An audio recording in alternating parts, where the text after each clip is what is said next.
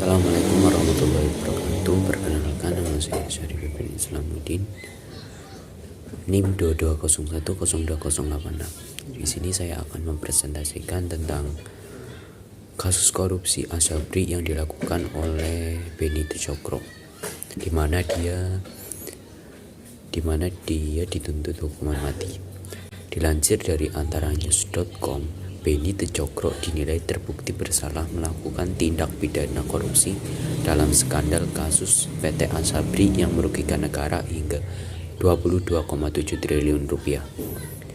Jaksa penuntut umum pada Kejaksaan Agung menyebutkan Direktur Utama PT Hanson International Tbk Beni Tjokro Saputro melakukan kejahatan kategori sindikasi dengan instrumen pasar modal dan asuransi. Sebelumnya, Beni Tjokro pernah divonis hukuman seumur hidup dalam kasus korupsi PT Jiwasraya dengan nilai kerugian negara sebesar 16,807 triliun dengan keuntungan yang dinikmati seluruhnya sebesar 6.078 triliun. Berdasarkan putusan Mahkamah Agung pada 24 Agustus 2021, pada kasus itu Beni Tjokro sudah dihukum penjara seumur hidup dalam perkara korupsi Jiwasraya. Kini Beni Tjokro dituntut pidana mati di kasus Asabri.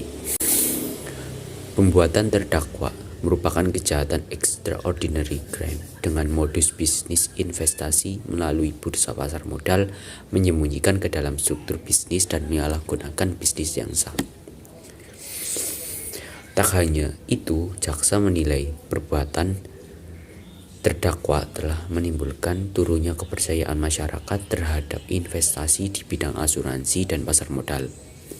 Beni Tjokro dituntut dengan pidana uang tunai pengganti sebesar 5.733 sekian dengan ketentuan dalam hal terdakwa tidak membayar uang pengganti paling lama 1 bulan setelah putusan ingkrah, maka harta bendanya dapat disita oleh jaksa dan dilelang untuk menutupi uang pengganti tersebut. Jaksa penuntut umum menuntut terdakwa kasus korupsi pengelolaan dana PT Asuransi Sosial Angkatan Bersenjata Republik Indonesia atau Asabri, Beni Tjokro Saputro agar dijatuhi hukuman mati. Menurut jaksa, Direktur Utama PT Hanson International Tbk itu telah melakukan korupsi berulang-ulang. Ketentuan hukuman pidana mati dalam kasus korupsi bisa dijatuhkan pada keadaan tertentu. Hal ini sebagaimana diatur dalam Undang-Undang Nomor 31 Tahun 1999 tentang pemberantasan tindak korupsi. Jaksa meyakini Beni Tjokro terbukti melanggar pasal 2 ayat 1 Undang-Undang Pemberantasan Tindak Pidana Korupsi, Jawa pasal 55 ayat 1 ke 1 KUHP dan pasal 3 Undang-Undang Nomor 8 Tahun 2010 tentang pencegahan dan pemberantasan tindak pidana pencucian uang. Beni Tjokro sudah dihukum penjara seumur hidup dalam perkara korupsi Jiwasraya. Kini dituntut pidana mati di kasus Asabri. Apa yang membuat jaksa ingin agar komisaris PT Hanson International Tbk itu dihukum lebih berat lagi? Hal yang memberatkan tuntutan Beni Tjokro dinilai tidak menunjukkan rasa penyesalan atau rasa bersalah, padahal tindakannya merupakan extraordinary crime atau kejahatan luar biasa. Dari berita di atas yang melatar belakangi Beni Tjokro melakukan korupsi, menurut saya paling utama adalah tamak. Tamak adalah sifat manusia yang selalu merasa kurang dengan apa yang telah dimiliki, atau bisa pula disebut kurangnya rasa bersyukur. Orang tamak memiliki hasrat untuk menambah harta dan kekayaan dengan melakukan tindakan yang merugikan orang lain seperti korupsi.